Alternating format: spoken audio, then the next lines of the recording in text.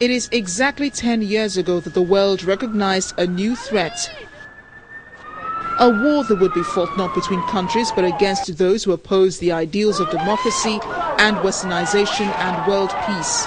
And one that brought a new word to the lips of everyone, especially those who lost loved ones in that painful attack on the Twin Towers of the World Trade Center and the Pentagon. There are some people who believe that even the attack on the United States is also, a sort of conception by the United States, entirely generated to have sympathy so that they could deal with the Islamic world. The others believe that, it's American industrial, the need for industrial expansion and all that. There's a different ways people see terrorism. The fact is that because we couldn't get a totally acceptable definition of terrorism, what we do is that by explaining what actions have been taken, and these actions have been termed terrorist action, instead of having a universal definition of terrorism. U.S. President Barack Obama on Saturday said the United States is stronger 10 years after the September 11, 2001 attacks, and that Americans would carry on despite continued threats to their safety. We must look forward to the future we will build together. That includes staying strong and confident in the face of any threat. And thanks to the tireless efforts of our military personnel and our intelligence, law enforcement, and homeland security professionals, there should be no doubt. Today, America is stronger, and Al-Qaeda is on the path to defeat. But 10 years on from that fateful day, as the fight against terrorism intensifies, so has the number of groups involved.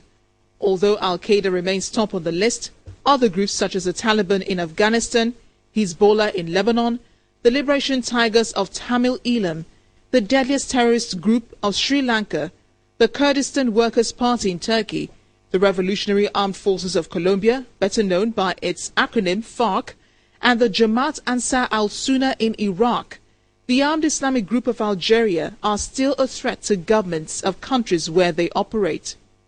In recent times, groups such as Al-Shabaab in Somalia and lately Boko Haram in Nigeria, both believed to be the African arm of Al-Qaeda, are fast becoming notorious for their attacks, leaving countless of casualties in their wake.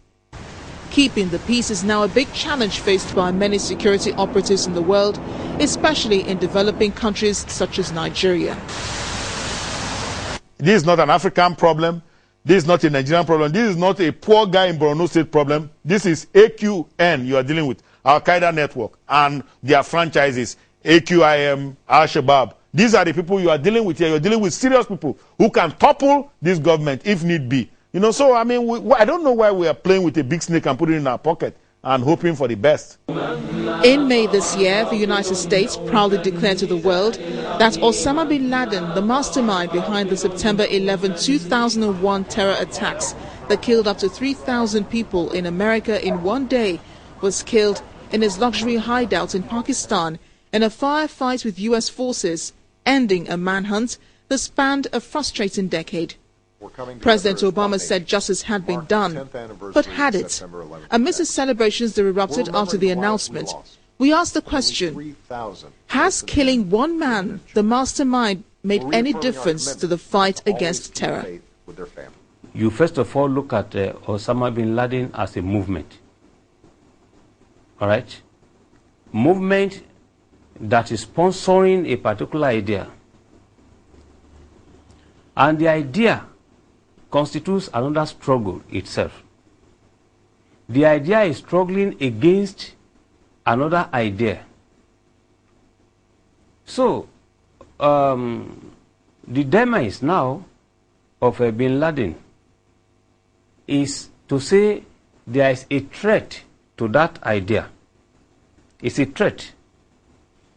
How the idea and the proponents of that idea will now react constitutes a major challenge to which all of us now should be responding. Every day with each attack, investigations are carried out as to why. But terrorists would always find reasons to justify their actions.